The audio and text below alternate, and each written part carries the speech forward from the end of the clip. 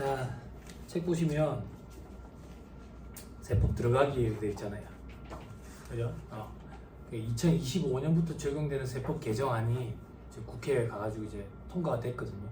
통과돼가지고 내년이래. 벌써 내년이 됐지. 2월 중순에서 말 정도 되면 이제 시행령 개정안까지 통과가 될 거예요. 그렇게 되면 우리가 흔히 보는 책들을 만들 수가 있어요. 완벽히 개정이 이루어졌다라고 표현하는 것은 시행규칙까지 개정이 이루어져야 되는데, 그러려면 이제 4월 말 이 정도까지 될 거예요. 그래서 우리는 2월 중순에서 말 정도 되면 시행령 개정안이 확정이 되고, 그리고 나면 책이 나오고, 그리고 그것만 가지고 시험장에 들어가는 거예요. 무슨 말인지 이해하셨죠? 그렇게 이루어질 거예요. 그러면 내년이 되면 어떻게 됩니까? 지금 옆에 객관식반이 이제 내년에 여러분들 모습이죠. 그죠? 아직 책이 없다고. 책이 없어. 근데 이제 강의는 시작될 거거든. 곧 시작될 건데, 그때는 이제 제가 기획재정부 사이트에서 시행령 개정안을 긁어 와가지고 우리 시험에 미치는 영향을 먼저부터 얘기를 하고, 그리고 나중에 이제 책이 나오는 대로 그렇게 진행을 하게 그렇게 될 거예요. 자, 해보죠. 우리 지금 목차를 보면 뭐 공부를 잘하는 사람들은 목차를 보면 안에 무슨 내용이 있는지 한눈에 들어온다던데 10년 넘게 봐도 저는 안 들어오더라고요. 조세 총론, 뭐 부가가치세법, 쭉 넘어가니까 뭐 소득세법, 법인세법, 또 뭐 있어? 그리고 없네? 네, 없는데 부가가치세법, 그리고 소득세법, 법인세법, 법소, 부가 이 세 가지를 주요 3법이라고 표현해요. 이 세 가지가 우리 시험에서 가장 큰 부분을 차지하는 거예요. 배점으로. 이 세 가지를 인문반에서는 소개 정도, 간략히만 배운다 이렇게 생각하면 돼요. 이렇게 배운다라고 생각하고, 특별반에 가면 부가가치세법이랑 소득세법 중 일부를 시험 문제 풀 수 있는 수준까지 해요. 그리고 종합반이 되면 법인세법이랑 소득세 나머지 시험 푸는 수준까지 깊이 있게 공부를 해요. 그래서 다른 과목이랑 좀 달라요. 특별반 때부터 달라지는 거예요. 다른 과목들은 특별반 때 시험에 나온 수준이 요만큼이면 요만큼 공부해요. 원가든 재무든. 그리고 종합반 가면 다시 처음부터 해가지고 전체적으로 다 하죠. 근데 세법은 달라요. 세법은 특별반 때부터 이미 시험 수준까지 도달해요. 공부하는 깊이가. 됐죠? 인문반 때는 법소, 부가에 대해서 좀 살펴보는 형태다. 시간이 보면 20몇 시간밖에 안 되죠. 그죠? 특별반 되면 이게 40시간 동안 해요. 종합반 때 68시간 동안 해요. 그럼 총 합치면 108시간이죠. 그래도 굉장히 작은 편이에요. 이 책의 저자의 강의에 비하면. 이 학원의 최고 장점은 강의 시수가 짧다는 거예요.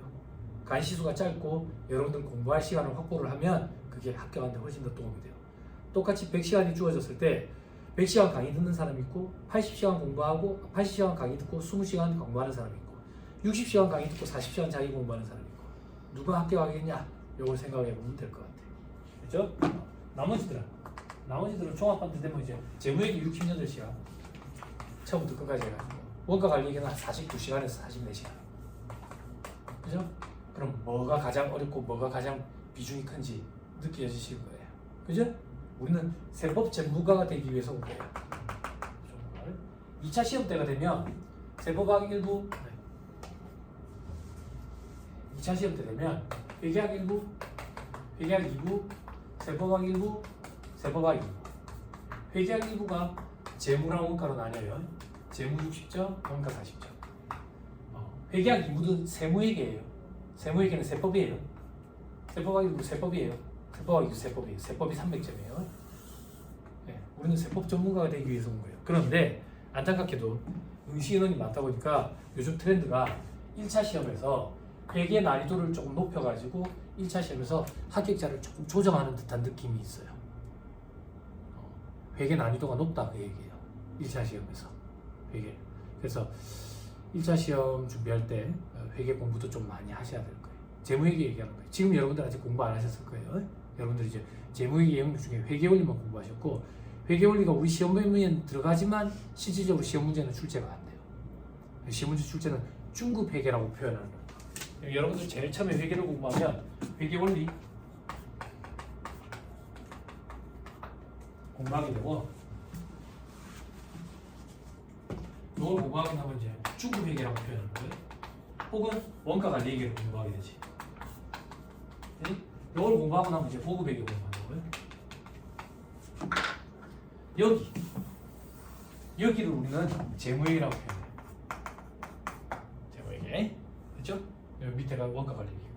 근데 시험 범위에 들어는 가지만 회계원리는 시험이 잘 안 나오더라. 그래서 수험생들이 회계원리를 등한시하거나 건너뛰는 경우들이 좀 있어요. 그래서 현업에 보면 수석세무사들이 회계원리 공부를 안 해가지고 장부의 순환 절차를 몰라가지고 보복되는 경우도 간혹 있긴 해요. 됐어요? 그죠? 그럼 여러분들 이제 특별반 때 되면 이런 거 공부하게 되는 거예요. 이런 거에 계정과 공론에 대해서 공부합니다. 쉽죠? 그죠? 예, 저도 이제 초짜 강사할 때는 원가관리회계 처음에 강의하다가 그 다음 이제 재무회계 강의하다가 그 다음에 이제 세법 강의하거든. 회계랑 세법 수준 차이가 좀 많이 나요. 물론 회계사 시험은 좀 다르겠지만 우리는 세법 전문가가 되기 위한 시험이라 가지고 세법 수준이 굉장히 높아요. 회계에 비해서. 그렇지만 요즘에 1차 시험에 회계의 난이도가 자꾸 높아지고 있으니까 회계는 너무 등한시하면 안 된다. 자, 조세 총론 내용인데 이런 건 볼 필요 없고요. 넘어가세요. 부가가치세법에 돼 있죠. 그죠? 여기서부터 좀 볼게요. 자, 부가세 개념과 우리나라 부가세 과세 체계에 되어 있습니다. 개념이 뭐예요? 친구야, 개념이 뭐냐? 내가 없는 그게 개념이지 뭐야. 그치? 개 같은 생각인가? 뭐지? 그치? 뜬구름 잡는 소리 하는 게 개념이지. 회계 시간에 개념 체계 이런 거 공부했어요? 아직 안 들어갔죠, 그런 거. 특별반 되면 아마 재무회계 개념 체계 이런 거 공부할 건데 뜬구름 잡는 소리 하는 게 개념이라고. 명쾌하게 안 와. 명쾌하게. 그러니까 뜬구름 잡는 것 같은 느낌, 그 상태로 답에서 보기에서 만든 거 틀린 거 골라내는 그 정도 수준으로 우리는 시험 준비를 하게 될 거예요. 그 시험에 나오는 개념 체계라는 게. 아무튼 다시 돌아와서 부가세 개념 모르겠다 이거야. 그냥 옆에 보니까 사업자가 창출한 부가가치에 대해서 과세하는 조세다 이렇게 돼 있다고. 이게 뭔데? 그냥 난감한 게 있는가 봐. 사업자가 장사하면서 난감부에 그거를 난감부를 부가가치라고 표현하고 그거에 대해서 10% 내는 게 부가가치세인가 보다. 그래 생각하면 돼. 근데 우리가 이걸 왜 잘 못 느끼는데? 우리가 물건을 샀을 때 물건값이 얼마예요? 라고 물어볼 때 네, 10,000원인데 부가가치세 1,000원 붙어서 11,000원입니다. 이래 얘기 안 하고 그냥 11,000원입니다. 이래 얘기하지. 그래서 우리가 실질적으로 부가가치세가 얼마나 붙었는지 잘 못 느낀다고. 그러다 보니까 우리가 실질적으로 부가가치세 부담을 얼마만큼 하고 있는지도 잘 못 느끼고 그런 걸 소련 말로 간접세라고 표현해. 조금 이따 나올 거예요. 간접세. 아무튼 그렇다고. 그럼 우리는 부가가치세를 내다라는 걸 언제 한 번씩 느끼냐 이거야. 언제 한 번씩 느끼냐. 넌 이제 학교 가고 나면 이제 집에 부모님들이 막 이제 결혼하라고 막 쪼으실 거 아니야. 안 그래? 여기 언니도 학교 가고 나면 쪼을 거 아니야. 그지? 그러면 이제 호텔 커피숍이라는 데를 가보게 된다고. 세무사 시험 학교 가니까 좋더라고. 손자리가 들어오는데 호텔 커피숍에서 서는 봐. 목요일 저녁 정도에 아버지한테 전화가 온다고. 배우야, 토요일 저녁 7시 농심 호텔 1층 커피숍 알아서 해라 이런다고. 뭘 알아서 해요? 그냥 알아서 해라. 그래, 호텔 커피숍이라는 데를 처음 가보는 거야. 호텔 커피숍 가봤니? 안 가봤어. 농심 호텔 커피숍이라는 데 1층에 딱 가본다고. 가보면 나는 이제 선보러 왔잖아. 부끄럽잖아. 그래서 가면서 그 생각한다고. 구석자리에 자리가 빈자리가 있으면 좋겠다 이런 생각하고 딱 가는데 이게 웬걸 나를 위한 날이네. 제일 구석자리가 한 자리가 비어있어. 제수. 그래 거기 가서 딱 앉지. 거기 가서 딱 앉아가지고 물을 한 모금 딱 마시고 이제 주변을 이제 둘러본다고. 주변을 둘러보는데 이게 웬걸 테이블마다 남자만 한 명씩 앉아있네. 테이블마다. 근데 문이 자동문인데 열릴 때마다 종이 달려있어. 딸랑딸랑 소리가 나는데 다 거기를 쳐다보네. 근데 여자가 한 명씩 들어오네. 다 시선이 그거 꽂히네. 다 내 같은 놈들만 보네. 결혼 못한 이무기들. 짝이 못 나가니까. 짝이 아니지. 요즘에 뭐라지? 나는 솔로. 나는 솔로 나가기 전에 결혼해라. 알았지? 그런데 가지고 메뉴판이 딱 나온 거. 메뉴판이 나오면 눈이 나쁜 사람들은 안 돼. 메뉴판 맨 밑에 깨알 같은 것으로 부가가치세 10% 별도로 돼 있다고. 그럴 때 우리는 한 번씩 느끼는 거지. 아, 부가세가 붙는구나. 그 밑에 더 깨알 같은 글씨로 뭐라고 적혀 있어요? 커피숍 가보시면 봉사료 별도 이렇게 돼 있다고. 봉사료는 몇 프로로 별도라고 돼 있어요? 봉사료 몇 프로로 돼 있던가? 빨리 기억을 더듬어 보세요. 언니도 기억을 좀 더듬어 보세요. 봉사료 몇 프로라고 돼 있던가요? 20%. 근데 딴 데 가도 봉사료는 20%야. 희한하지. 어떻게 가는 데마다 봉사료는 다 20% 별도지? 도대체 무슨 봉사를 해준 거지 나한테? 커피 먹었을 때 입천장 될까봐 많이 지워줬나? 그 봉사를 얘기하는 건가? 봉사료는 20%를 초과하게 되면 원천징수 문제가 생겨요. 그래서 원천징수 문제가 생기기 때문에 다 20%까지 받는 거예요. 뭔 소리인지 모르겠지? 소린말이지? 갑갑이 미치겠지? 그지? 열심히 공부해야 된다. 알았지? 이게 엄청나게 큰 동기부여다. 농담을 하나만 써볼게요. 2005년에 중국을 갔나? 중국 이제 갔어요. 유학 겸 이래가지고 돈 벌어가지고 노가다가 돈 벌어가지고 중국을 갔다고. 중국을 갔는데 돈이 없으니까 이제 돈을 맞춰가 가다 보니까 부산 정도 크기의 도시였는데 그 도시가 한국인이 저밖에 없는 거라. 근데 나는 니하오 이거밖에 할 줄 모르는 상태에서 갔어. 그때 부산 외대의 중어 중문학과 출신의 친구가 나를 데리고 갔다고. 그 친구가 나를 왜 거기 데리고 갔냐면 그 당시 부산 외대랑 나를 데리고 간 학교에서 가까운 지역에 연태라는 지역에 가까운 지역이 버스로 6시간. 그 지역에 대학에 한국어 강사 자격으로 이 친구가 가게 됐어. 그래서 이 친구가 나를 그 학교에 데려다주고 한국어 강사 자격 이렇게 가게 했었는데 일정이 안 맞아가지고 이 친구 따라 그 연태 대학에 같이 가게 됐어. 같이 가게 돼가지고 거기서 며칠 같이 묵다가 자다가 이 친구가 시간이 나가지고 나를 이 대학에 데려다 줬다고. 그리고 이 친구는 이제 다시 가야 되는 거지. 근데 나는 니하오밖에 할 줄 모르는 상태지. 근데 중국은 음식점에 가서 음식을 시킬 때 음식을 시키는 게 하나의 문화거든. 문화이기 때문에 말을 못하면 힘들어. 말을 못하고. 그 친구가 뭘 가르쳐주냐면 지금으로 따지면 마트, 대형마트 이런 게 아니라 이제 연세점 개념이지. 연세점 가가지고 빵 사는 걸 가르쳐줬어. 빵 사는 거. 배는 굶으면 안 되니까. 그럼 빵을 사는데 돈을 모르니까 무조건 목돈을 주는 거야. 주리를 받아야 되니까. 그래가지고 가짜 돈도 많이 받았어. 가짜 돈. 아무튼 그랬는데 아직도 기억에 남는 게 강의할 때마다 한 번씩 얘기하는데 첫날 친구가 나를 딱 데려다 준 날 그날 밤에 친구가 저녁을 먹이고 나더니 우리나라로 따지면 나이트클럽 같은 데야. 거기를 데리고 가더라고. 친구가. 근데 그 당시에 시대적인 분위기가 대장금이 중국에서 완전 히트 세대야. 그리고 중국에 가면 자부심이 있었어. 버스 정류장의 광고판 전체가 다 초콜릿폰이었어. LG 초콜릿폰. 김태희 사진, 그리고 내 이름은 김산수 대박 쳐가지고 김선아 사진, 현빈 사진 막 이런 게 있을 때라고. 그래 한국인들은 너무 좋아하는 거야. 한국인도 없으니까 너무 좋아하는데 진짜 예쁜 애들이랑 내 친구 막 얘기를 하는데 미치겠는 거야. 나는 말을 할 줄 모르니까. 그래가지고 집에 숙소에 돌아왔는데 친구가 그러는 거야. 야 병호야 답답하드지? 와 진짜 답답해 죽겠던데 2달 뒤에 내가 다시 와서 너 클럽에 다시 데리고 갈 테니까 열심히 공부해라. 그 2달 동안에 내가 엄청난 성과를 이뤘잖아. 친구한테 너무 감사하더라고. 2달 뒤에 갔을 때 엄청 많이 했다. 이런 동기부여가 필요하다. 공부를 할 때. 다시 돌아갈게요. 그래서 영어 단어를 알아야 들리듯이 법률 용어를 알아야 들려. 지금 원천징수라는 얘기가 무슨 말인지 모를 거야. 근데 여기 언니는 맨날 듣는 얘기거든. 그래 익숙하다. 근데 이건 어쩔 수 없어. 경력과 연륜의 차이, 사회 경험의 차이. 너는 사회 경험을 지금 그걸 할 수는 없어. 뭐 간접 경험이야. 이걸로 간접 경험해야지. 그렇지? 근데 미리 할 필요는 없고 시간이 지나면 다 그 파트가 돌아와. 기다리면 다 돼. 기다리면. 자 넘어갈게요. 그래서 물건 샀을 때 난감 없는 거 그게 부가가치고 그거에 대해서 10% 붙이는 거 그게 부가가치세고 우리 실질적으로 물건값을 얘기할 때 부가가치세가 붙은 금액으로 얘기하기 때문에 실질적으로 부가가치세를 얼마만큼 부담하고 있는지 잘 못 느낀다. 그런 걸 소련말로 간접세라고 표현합니다. 그리고 물건값 10,000원인데 부가세 1,000원을 붙여서 11,000원이 났다. 자 지금 암기하세요. 그때 이 10,000원을 공급가액이라고 그래요. 11,000원을 공급 대가라고 해요. 그렇죠? 부가가치세가 붙기 전에 금액을 공급가에, 부가가치세가 붙은 금액을 공급대가 이렇게 표현해요. 됐죠?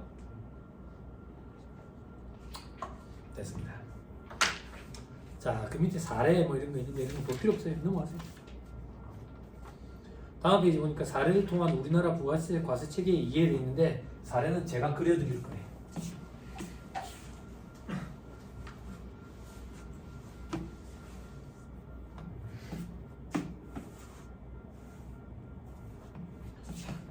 자, 보세요. 자, 원자재 생산업자가 있어요.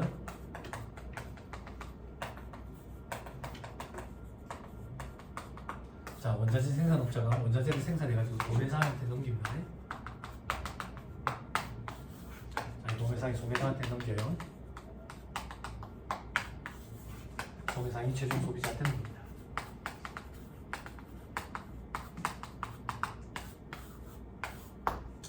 자, 원자재 생산업자가 무의 수율을 창출합니다. 원자재를 생산해가지고 도매상한테 500원에 넘긴다고 볼게요. 500원. 도매상은 이걸 사와가지고 가공을 거쳐가지고 800원 넘겨요. 그냥 물건 가공 안 하고 그냥 넘긴다고 볼게요. 그럼 소매상은 이걸 사가지고 최종 소비자한테 1,000원에 넘긴다고 얘기해요. 1,000원에. 여기까지 됐어요? 됐죠? 이 중에서 우리는 소매상만 한번 살펴보자 그 얘기야.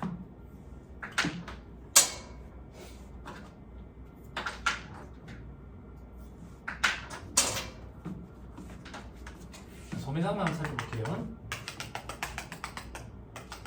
모르겠어. 부가가치가 뭔지도 모르겠어.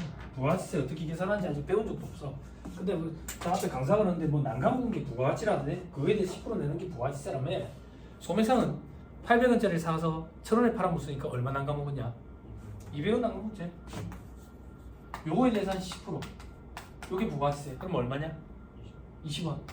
어렵다고 거짓말해봐. 안 어렵지? 그치? 이게 부가가치세래. 안 어렵지? 그치? 그런데 우리나라는 이렇게 안 한대. 우리나라는 어떻게 하는데? 더럽고 복잡하고 어렵게 한대. 그럼 저렇게 하는 건 일본이 그렇다 하더라. 이렇게. 그럼 우리나라는 어떻게 하는데? 이렇게 하는 거야. 소매상인 내가 도매상한테 물건 800원짜리를 사올 때 부가세 10% 붙을 거 아니야? 그지? 그럼 80원이겠지. 80원이라고 웃돈을 주겠네. 즉 나는 800원짜리 물건 사올 때 880원을 주고 사오겠네. 그지? 그지? 부가세라고 표현하지 말자. 어려우니까 웃돈 80원을 더 줬네. 더 줬네.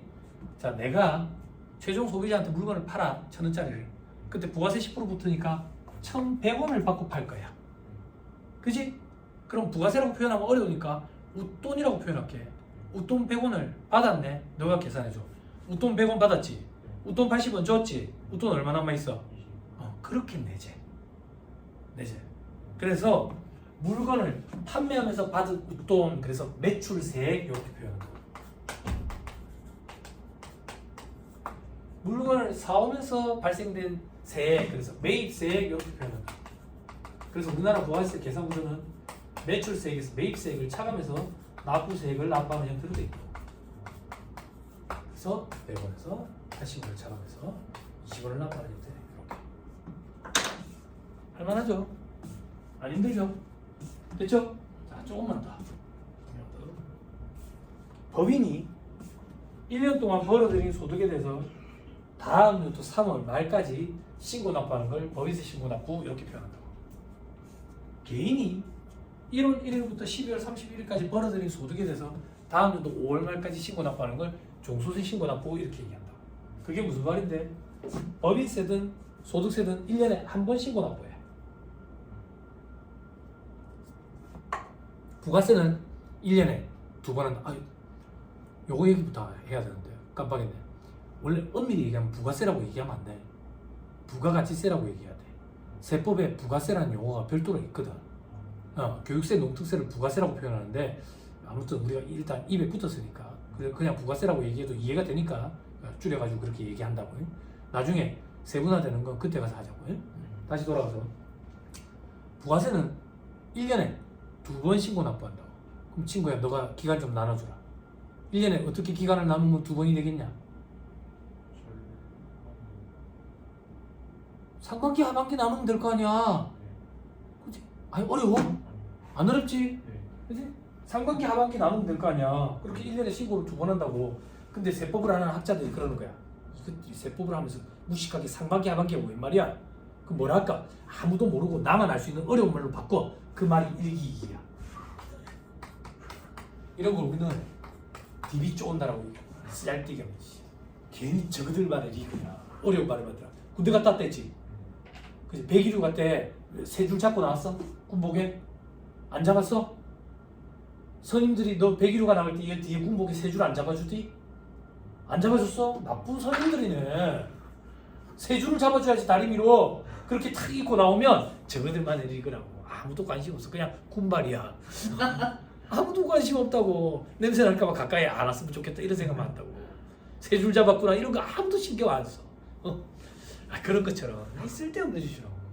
여러분들 중에 혹시나 나중에 나라에 이제 큰 일을 하시는 분이 생기시게 되면 그때 저를 잊지 마시고 꼭 기억했다가 저를 개로 쓰세요. 제가 이런 걸 다 바꿔드릴게요. 앞에 6달 뒤에 6달 이렇게. 아니 쓰잘데기 없는 짓 아니냐?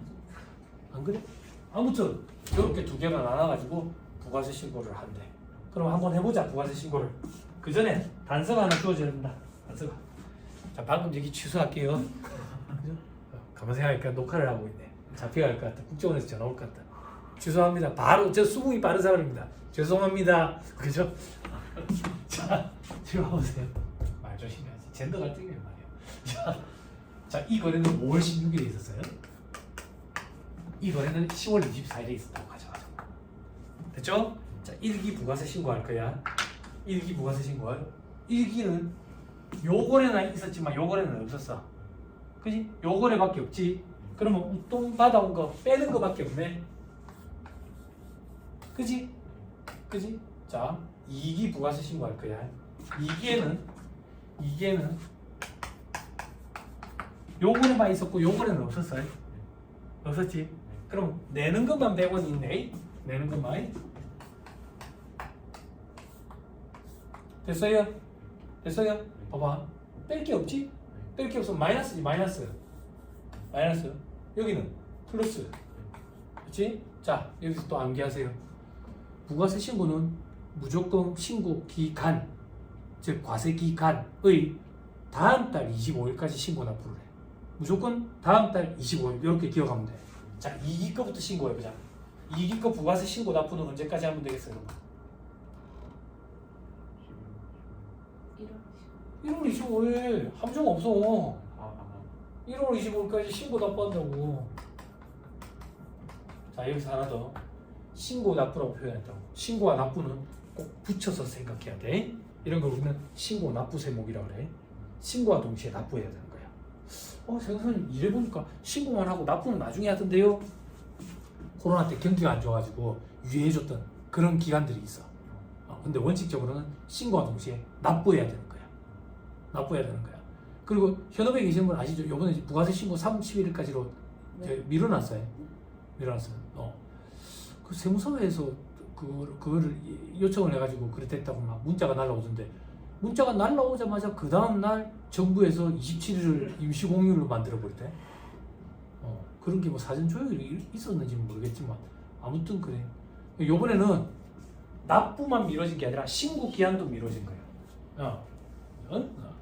일반적으로는 신고는 그때 해야 되고 납부는 좀 미뤄졌던 그런 그랬었는데 요번에는 신고도 미뤄졌어. 신고도. 그래야 회계 사무실도 좀 쉴 거 아니야. 근데 이 앞에 언니한테 물어봐.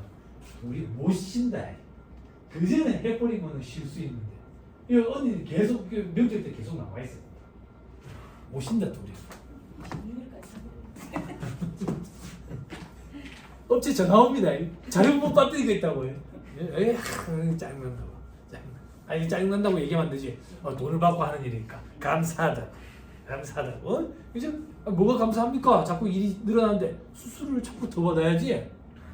일이 많은 수수료를 자꾸 더 받아야지. 그렇지?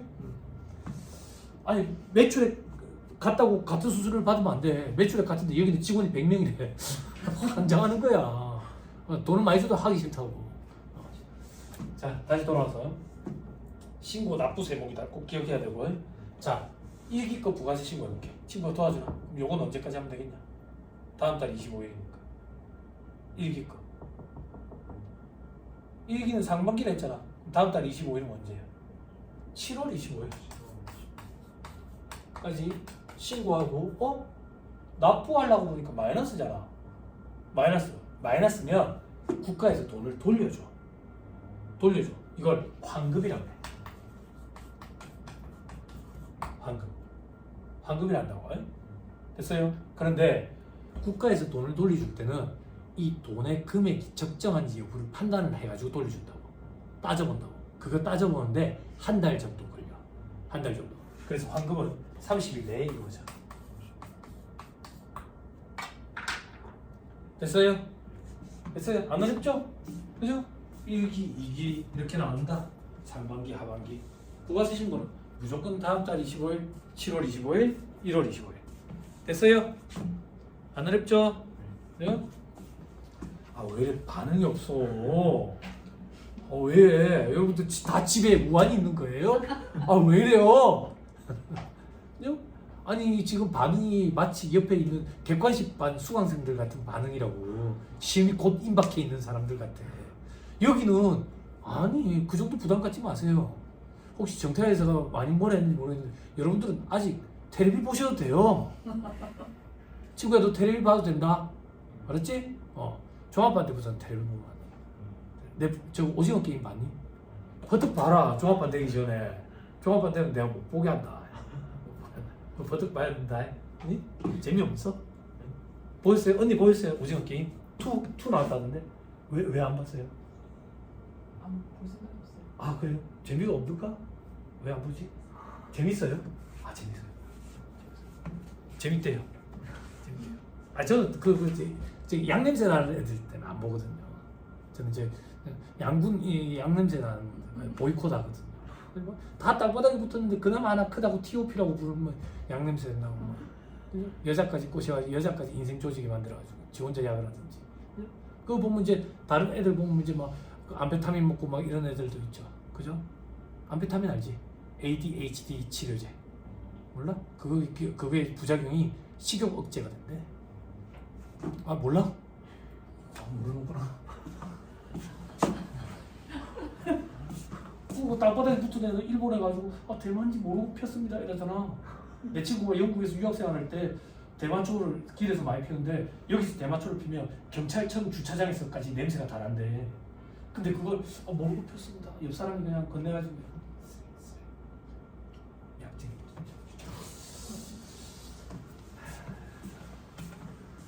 아무튼 재밌답니다. 그죠? 저는 보이콧합니다. 그죠? 어려운 거 없죠? 자 밑에 10페이지 저 밑에 보니까 괄호 이번에 박스 안에 납부세액은 다음과 같이 계산한다. 그 밑에 표에 1기, 2기 빨리 눈으로 확인하시고. 됐어요? 자 다음 페이지 두 번째 표 보세요. 1기, 2기 그죠? 저는 단위 생략하고 저는 숫자 넣었어요. 됐습니까? 자 표 밑에 30일 내에 환급 체크하고.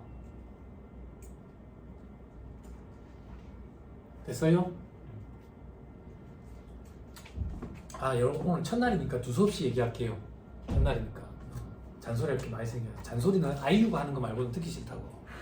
그렇지만 좀 해야지. 이런 거 안 하면 개별적으로 와서 또 질문을 하니까 내가 피곤하더라고. 뻐꾸기처럼 같은 얘기를 또 계속 해야 되니까. 어떤 얘기냐면 우리 시험 2차 시험은 서술형 시험이거든요. 서술형 시험 논술이 아니에요. 자기 생각을 쓰는 순간 빵점이에요. 논점이 달라. 법조문을 서술하면서 서술한 그 시험 이제 문제를 풀어가는 건데 예전에 B4 사이즈 답안일 때 답안지를 한 40페이지에서 45페이지 썼어요. 시험 시간만 6시간이에요. 90분으로 내 타임이니까. 저녁까지 시험을 봐요. 점심 먹고. 왜? 뭘 한숨이야. 지금 보라는 거 아니잖아. 지금은 볼 자격도 없어. 그때 되면 돼. 지금 보라는 거 아닌데. 지금 그 수준을 만들고 싶다. 그게 욕심이지. 그러면 다음 주부터 안 오게 된다고. 단계라는 게 있다고. 아무튼 답안을 쓰는데 우리 시험의 답안은 흑색, 검은색 유성펜만 가능해요. 과거에는 청색 유성펜도 가능했는데 바뀌어가지고 규정이 바뀌어가지고 검은색 유성펜만 가능해요. 그래서 일반적으로 고시생들이 쓰는 볼펜이 있어요. 볼펜. 뭐 저는 그 업체들이랑 아무 상관은 없는데 제트 스트링, 사라사, 유니볼 이걸 많이 써요. 이런 식으로 글씨 쓰시는 분들은 제트 스트림이 잘 맞는 것 같고요. 탁탁 끊어서 좋아하는 사람들은 사라사가 좀 잘 맞는 것 같아요. 보니까 유니볼은 안 써봐서 모르겠어요. 근데 이 볼펜들이 비싸요. 비싸다 보니까 이제 이 시장을 좀 뚫겠다 이래가지고 팔찌 전문차게 사들 다이 볼펜 써요. 고시생들은 이 시장을 뚫겠다 이래가지고 국산 마하라는 제품이 나왔는데 조금 저렴한 제품으로 써보니까 조금 그래요. 퀄리티 확실히 떨어져요. 그럼 이런 것들은 뭐가 퀄리티가 좋은데 우리 2차 시험은 여름에 있거든요. 한여름에. 그래서 답안을 쓸 때 이게 쩍쩍 붙고 그러면 답안이 번져요. 똥이 나오면. 볼펜 똥이 나오면. 이런 것들은 볼펜 똥이 안 나온대요. 근데 막상 써보면 안 나오는 게 아니라 나오는데 확실히 적긴 해요. 그런 것 때문에 이걸 써요. 근데 이게 비싸요. 비싸요. 근데 제가 이걸 왜 미리부터 얘기하냐면 자기한테 맞는 걸 빨리 선택해가지고 선택하시는 게 좋아요. 왜냐하면 여러분들 아직 공부 깊이까지 안 들어가서 그런데 이제 특별반 때 이제 재무회계부터 들어가면 계산기를 두드리게 돼요. 계산기를 두드릴 때 여러분들이 볼펜을 이렇게 끼고 두드릴 거거든요. 그때 이 볼펜이 다른 볼펜으로 바뀌잖아요. 그립감이 달라서 계산기 두드릴 때 오타가 나는 경우가 있어요. 그 정도로 수험생들이 익숙해지거든요. 그래서 괜히 그러면 이제 시행착오를 겪을 수가 있으니까 처음부터 선택해가지고 그걸로 꾸준히 가면 안 좋겠냐 그 뜻이에요. 그 뜻이에요. 그리고 샤프 이런 뭐 연필 쓰고 뭐 이러는데 뭐 어떻게 칼 갖고 와서 이어서 깎아서 쓰고 있어. 지우개는 왜 안 갖고 왔어? 지우개 똥 뭉쳐가지고서 싸움해야지. 볼펜 쓰 볼펜 성인이니까. 그리고 그거 안 됩니다. 저거 만년필 안 됩니다. 만년필은 대부분 다 저기 수성 아니면 중성이거든요. 그죠? 그리고 여학생들은 없는데 여학생들 하이테크 펜 이런 거 중성이거든. 중성이거든. 그럼 그런 거 자꾸 물어볼 때마다 스트레스 받아. 하이테크 펜 되나요? 내가 그걸 어떻게 알아? 그럼 제가 뭐라고 얘기하냐면 그 불이익을 감내할 자신 있으면 갖고 와서 써라. 왜 그런 말도 안 되는 질문을 해? 불이익 당하기 싫으면서. 안 그래? 불이익 당해도 괜찮으면 가서 쓰면 되지 뭐. 안 그래? 그지? 그렇게 얘기하고 만다고. 유성펜, 유성, 검은색 유성펜. 그리고 이 볼펜이 두 가지 종류가 있어요. 여기 아닌데 제트 스트링 쓰시죠? 아닌데. 이거 제 생각났어요? 그래요? 하나 주세요. 농담이요. 제트 스트링이 두 가지 형태가 있어요. 두 가지 형태가 있는데 이런 형태는 심을 갈아 끼울 수 있는 거예요. 리필 심을. 그리고 이거 말고 일체형이 있어요.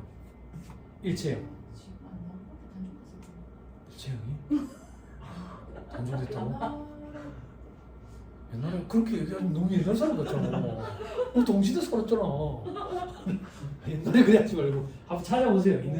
있는지. 제가 뭘 얘기를 드리고 싶냐면 리필심을 쓰는 경우도 있고 일체형을 쓰는 경우도 있는데 리필심 값이 비싸. 그래서 일체형이랑 큰 차이가 안 나. 근데 제가 왜 이 얘기를 하냐면 2차 시험 준비할 때 되면 2차 시험 답안을 B4 사이즈로 B5 사이즈로 하루에 40페이지, 50페이지 쓴다 했잖아. 지금은 답안 사이즈가 A4 사이즈로 줄었거든. 그러면 양을 더 많이 써야 될 거 아니야. 볼펜 한 자루로 모질라. 그리고 시험 마지막 시간에 수험생들이 답안을 어떻게 쓰냐면 손목이 아파. 손목이 아파가지고 근데 한 글자라도 더 써야지 1점이라도 더 받잖아. 이렇게 쓴다니까. 탈을 움직여서 답을. 그래서 수험생들 사이에 뭐가 소문이 나 있냐면 손목만 아프겠어. 손가락은 안 아프겠어. 그지? 그래서 그 애기 키워보신 분들은 아는데 애기들 어릴 때 초등학교 갈 때 연필 잡이 이거 연습시키는 도구가 있거든. 요렇게 생긴 거. 이게 성인용이 있어. 성인용이. 고시생들이 그걸 끼거든. 그러면 손에 부담감이 좀 덜하니까 오래 쓸 수 있는 거야. 오래 쓸 수 있는. 그 얘기를 왜 하냐면 이 리필 형태는 그게 안 들어가. 굵어가지고 일체형은 그게 들어가. 저는 처음에 리필 형태를 쓰다가 그것 때문에 일체형으로 바꿔버렸어. 그거 요새 그거를 개조해서 파는 데도 있어요. 개조라는 게 어떤 그 거지? 비형에 응. 그 고무 있잖아요. 그걸 잘라가지고 그 그림을 띄워요. 그래서 팔아요. 자, 저 언니한테 그 정보 좀 공유해달라 해가지고 그런 거 해가지고 하면은 도움이 좀 될 거예요. 근데 제가 드리고 싶은 얘기는 처음부터 하나를 좀 선택하셨으면 좋겠다 그 얘기예요. 이 그립감이 달라지면 계산기 오타가 나기 때문에. 그리고 하나만 더 학생 때문에 너가 그럴 거라는 보장은 없지만 학생들이 그런 걸 많이 하는데 계산기 두드릴 때 문제 풀 때 시간 단축하고 싶어가지고 처음부터 계산기를 왼손으로 두드리는 연습을 해요. 여기 옆에도 보면 그런 쌀데기 없는 짓 좀 하지 마. 애들 보면 안타까워 죽겠어. 오른손 잡이는 오른손으로 두드려. 왜 왼손으로 두드려? 비빔면이야? 아니 왼손으로 두드리다가 오타가 나. 그러면 오른손으로 두드리는 것보다 왼손으로 두드리면 시간이 더 빠르냐? 그대 차이 안 나. 근데 여기도 보면 처음에 강의 들어갔더니 연습하고 있는 애들이 있더라고. 그런 쓸데기 없는 짓 좀 안 했으면 좋겠어. 정말. 넌 안 그러겠지, 그지? 왼손으로 두드리는 연습이니까 너 왼손잡이고 왼손으로 해야지. 처음부터 왼손으로 써서 왼손으로 했다고? 처음부터 그래? 네. 지금은 바꿔가지고 물론 그런 사람들이 있더라. 양손잡이. 칼을 들 때는 또 칼 썰일 때는 왼손으로 쓰리는 사람 있고 오른손으로 필기하는 사람 있고 뭐 그런 사람이 있더만. 그지? 극한 직업이라고 내가 이런 것까지 얘기를 해야 돼? 세법 강의로 가지고 때려치우고 싶네. 아니, 농담이에요. 그러니까 괜히 일부러 그런 거에 신경 쓸 필요 없다 그 얘기야. 쓸데없는 거예요. 쓸데없는 거. 그리고 그립값 때문에 하나를 빨리 선택을 하고 학교 갈 때까지 한 20자루 정도 쓰니까 학교 갈 때까지 써지는 것 같더라. 그래서 사이트 이런 데 보면 지가 요만큼 많이 썼다고 빈 그 다 쓴 심을 이렇게 사진을 찍어서 올리고 참 이제 애들 참 그런 게 관심종자지. 관종이 관심종자 맞지? 그지? 그거 관심종자지. 관심병사 아니지? 관심병사는 좀 이상한 애들이잖아. 그지? 머리 아픈 애들이니까. 아무튼 그런 거에 신경 쓰지 말고. 그리고 조금만 더 얘기할게요. 너 방금 줄 칠 때 뭘로 줄 쳤어? 그지? 이게 뭐로 해야 된다 이런 게 정해진 건 없거든. 정해진 게 없는데 우리가 나중에 이제 복습을 하잖아. 복습을 할 때 눈으로만 보면 집중력도 떨어지고 졸음이 와. 그래서 복습을 할 때 고시생들이 보통 보면 줄을 치면서 복습을 한다고. 그러면 줄을 쳐놨는데 계속 치잖아. 그럼 이 문구가 중요해서 줄을 쳤는데 나중에 보면 줄을 많이 쳐서 줄만 보이고 글자가 안 보여. 그래서 형광펜을 쓰는 게 좋아. 형광펜을 쓰는 게 좋은데 저기 언니가 지금 형광펜 쓰지? 아니 저거 안 돼. 연필로 된 걸. 왜 저기 안 좋냐면 액상으로 돼 있잖아. 우리 책들이 알장이 많아. 그래서 알장을 비싼 걸 쓸 수가 없어. 그러면 책값이 엄청나게 그러니까 알장이 얇다 보니까 액상으로 된 걸 쓰면 뒷면이 비쳐. 이 글자가 중요해서 줄을 쳤는데 뒷면이 비쳐서 안 들어와 눈에. 그래서 스틱으로 된 고체로 된 형광펜 있어. 헬로키티 동화 헬로키티 있어.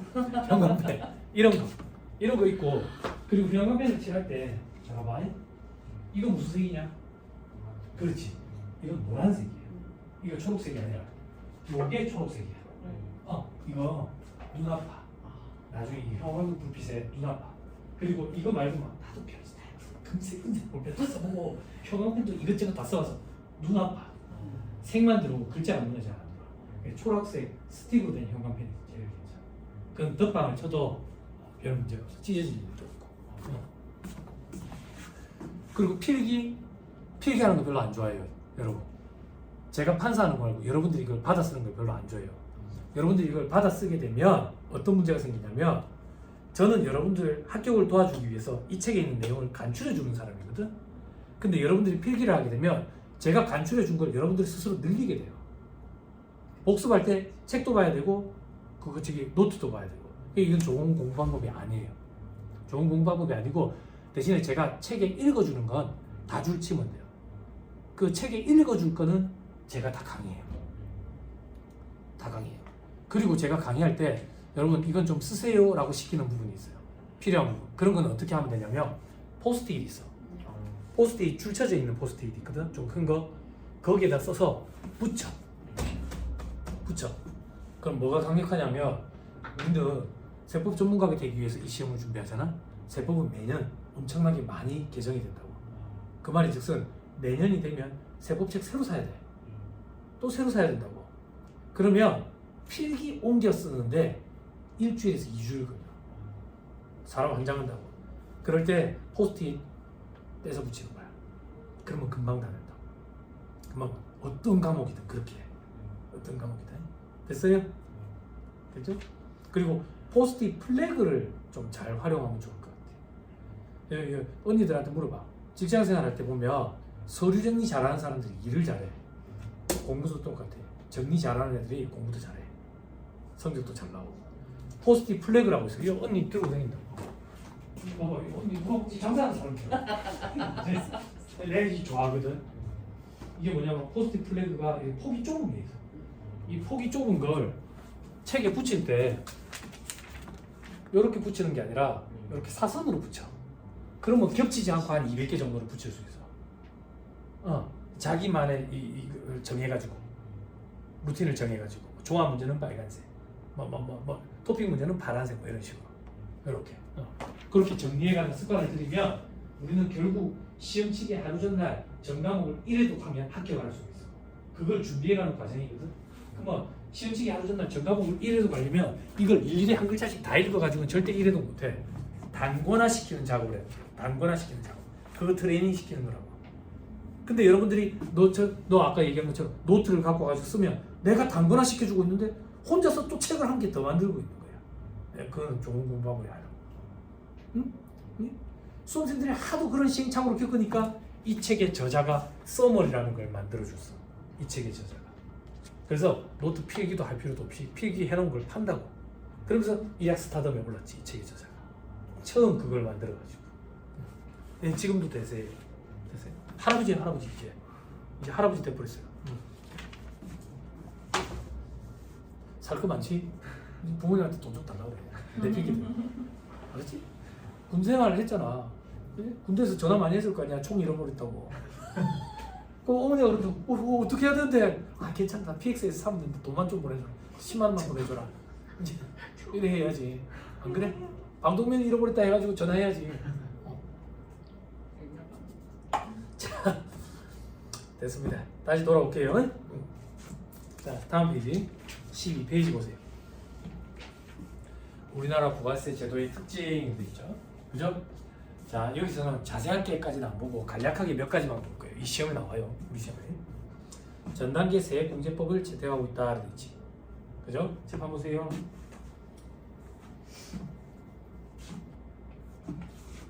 유니보를 쓰는 친구는 한 번도 본 적이 없어요. 제가 안 써봐서 그런지 몰라도.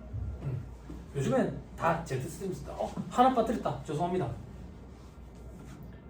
0.5mm를 제일 많이 써요. 이것도 왜 저기 수험생들이 예민하냐면 여름에 답안을 쓰는데 너무 굵은 걸 쓰잖아.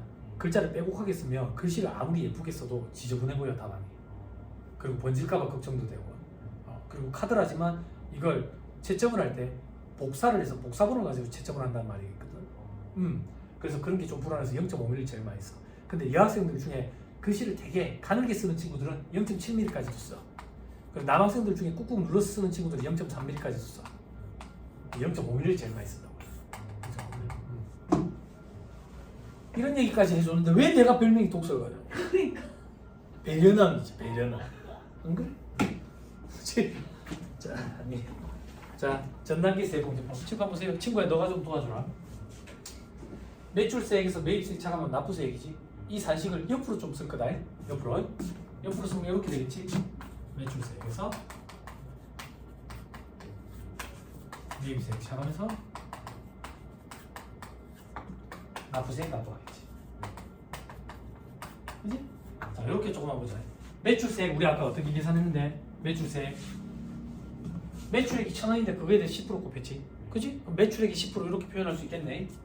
매출액이 10%. 매입세액은 매입액이 10%. 칠판이 왜 이렇게 자꾸 바뀌는 거야? 물칠판 쓰다가 또 이걸로 바뀌었어. 학교에 가면 또 저기 화이트보드 글씨가 자꾸 안 좋아지네. 그나마 이 학원에서 내가 판서가 제일 괜찮은 건데 글씨가 자꾸 바뀌네. 요걸 쓰면 내가 이제 하루 더 빨리 죽는다는데 문칠팔 쓸 때에 비해서. 우리 와이프 엄청 싫어하겠는데. 문칠팔을 쓰면 요거 쓸 때에 비해서 하루 정도 더 오래 산대요. 감사하더라고요. 자 친구야, 넌 이 산식을 보자마자 본능적으로 뭘 하고 싶냐? 졸업한 지 얼마 안 됐으니까. 10%로. 그렇지, 곱하기 10%를 묻고 싶지. 그렇지, 맞다. 곱하기 10%를 묻고 그래. 매출. 그래서 매입액 차감해서 곱하기 10%를 묻고 싶지. 됐죠? 네. 7번. 위의 산식을 우리는 전 단계 세공제법이라고 표현해. 밑에 산식을 우리는 전 단계 거래공제법이라고 표현해. 그러면 이제 멘붕이 올 거예요. 멘붕 이전에 요거부터 하자. 우리나라 부가세 제도는 뭘 채택하고 있느냐? 우리나라는 전 단계 세공제법을 채택하고 있다. 근데 산식을 볼 때는 똑같아 보인다.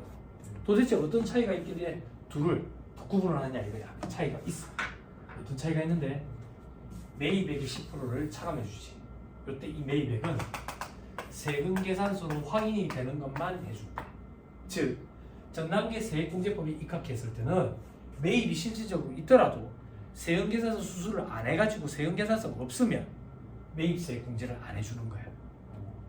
근데 전단계 거래공제법은 세금 계산서 수수 관계없이 매입액을 공제해 준다고. 카드란데 제가 듣기로는 밑에가 일본이라고 들었어요. 그래서 일본은 세금계산서 수수 문화가 없다고 들었어요. 우리나라는 전단계 세액공제법에 입각해 있다. 세금계산서 수수 문화가 있다고. 그런데 우리나라 부가세 제도가 80년도에 도입이 됐다. 미국에서 갖고 왔다고. 근데 미국이랑 일본에서 우리나라 부가세 제도를 보고 참 아름답다 이렇게 표현한다고. 이게 훨씬 더 나은 제도니까 그렇게 표현하겠지. 됐죠? 조금만 더. 학교에 따라가지고 교수님들이 강의하실 때 전단계 거래세액공제법 이렇게 표현하시는 교수님들이 계시거든. 그 거래세액공제법은 여기를 얘기하는 거예요. 별도가 있는 게 아니라 그렇게 표현하는 책들도 있다. 됐죠? 됐습니까? 그게 전단계 세액공제법이다. 자, 그 다음 국세 및 지방세액 있죠. 국가가 세금을 걷어가면 국세, 지방자치단체 재원을 마련하기 위한 것은 지방세. 그래 생각하면 돼. 됐죠? 자, 밑에 보니까 차가감 납부세액이라고 돼 있는데 차가감 납부세액이 뭔지 아직 몰라도 돼요. 부가세 계산 구조 끝까지 가면 실질적으로 세액이 얼마다라고 계산이 되는 게 차가감 납부세액이야. 그 중에 74.7은 국세, 25.3은 지방세로 한다. 됐어요? 됐죠? 그런데 부가세가 만약에 100만 원이다. 그러면 74만 7천 원은 국가, 25만 3천 원은 지자체로 가겠죠. 이걸 우리가 각각 구분해서 내는 게 아니라 우리는 그냥 100만 원을 납부하는 거예요. 그러면 국가에서 이걸 지자체랑 국가랑 나눠 갖는 거예요. 그렇게 돼요. 됐죠? 됐죠? 그래서 우리 시험에는 이걸 차가감 납부세액을 국세와 지방세로 구분하시오 이런 문제는 등장하지 않아요. 등장하지 않고 말문제 보기 하나 정도 구성해요. 보기 하나. 그리고 이렇게 경력이 많은 언니들은 이런 문제에 많이 현혹돼요. 함정에. 저도 이거 보면 헷갈리거든요. 왜 헷갈리는데 이게 많이 바뀌었어요. 여러 차례. 과거에는 99% 1%, 95% 5%, 89% 11%, 85% 15% 그러다가 바뀌어가지고 지금까지 온 거예요. 그게 무슨 말인데 이 바닥에서 오래 공부한다고 해서 합격 가능성이 높아지는 게 아니에요. 그래서 장수생들이 있는 거예요. 처음 공부하는 초심자들은 장수생들 뭐 한다고 저렇게 오랫동안 공부해? 저 바본가? 진짜 썩방인가? 저래 오래 공부해서 뭐 합격할 때도 안 됐을까? 자꾸 바뀌니까. 자꾸 바뀌니까. 그 예전 규정을 알고 있는 사람들은 이런 함정에 혹 빠지는 거예요. 됐어요? 그럼 언제 합격하는 게 제가 아까 기간 딱 정해줬죠. 그때 합격해서 발을 빼는 게 가장 바람직해, 이상적이에요. 그거보다 지나버리면 제가 학원에서 강의해보니까 합격 가능성이 도리어 떨어져요. 그때부터는. 떨어진다. 됐죠? 그리고 여기 언니도 꼭 응시해 해가지고 응시료 지급하시고 지불하시고 시험장에 가보세요. 그때 되시면 이상하게 마음이 설레실 거예요. 나도 한번 가보고 싶네. 토익보다도 싼데 3만 원밖에 안 해. 응시료가, 저형료가. 토익은 지금 한 4만 원 좀 더 하지. 5만 원 더하지. 6만 원 더해. 그래. 토익 본 적 없어? 쳤어? 한 5만 원 더 하는가 봐. 아무튼 응시료가 싸기 때문에 보시고 싶으실 거예요. 그래 가보시면 와 분위기가 그런 분위기도 한번 느껴보시면 괜찮아요. 살벌합니다. 자, 그 밑에 괄호 3번에 간접세일이 되어 있는데 간접세부터는 잠깐 쉬었다가 얘기를 좀 하시죠. 쉬었다 가시죠.